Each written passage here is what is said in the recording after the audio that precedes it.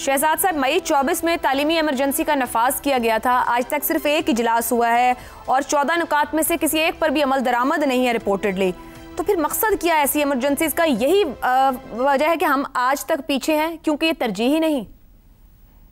जी बेशक, और न सिर्फ ये, आप 2024 की बात कर रही हैं, उससे काफ़ी पहले मेरे ख्याल में मुशर्रफ साहब के आखिरी दिनों में या पीपल्स पार्टी के शुरू के दिनों में एक हमारी आईनी शिक बनी जिसके अंदर कहा गया कि पाकिस्तान अपनी जीडीपी का 5% तालीम पे खर्च करेगा अगले 15 साल के लिए।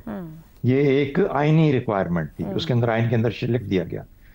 ना सिर्फ कि वो 15 साल 5% हम कर सके, बल्कि मेरे ख्याल में मजमूई तौर पर 2% से भी कम हमने खर्च किया है तालीम के ऊपर। और कितना हुआ है कितना नहीं हुआ वो सवालिया निशान है उसके ऊपर।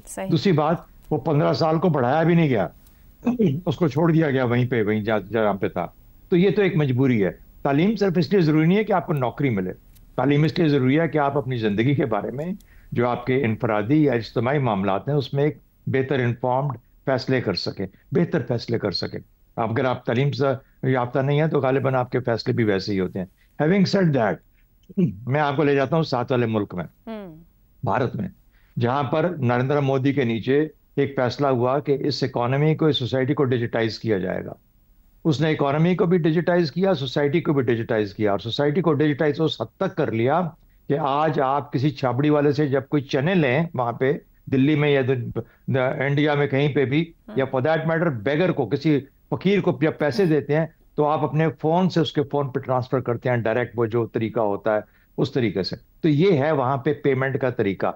यानी वो भी लोग उतने ही, इतने हमसे, हमारी वाली हालत तो नहीं होगी लेकिन उतने ही नाखानदा हैं जितने के पाकिस्तान के अंदर है। लेकिन उसके बावजूद एक डिजिटल सोसाइटी का बनना पॉसिबल हो चुका था।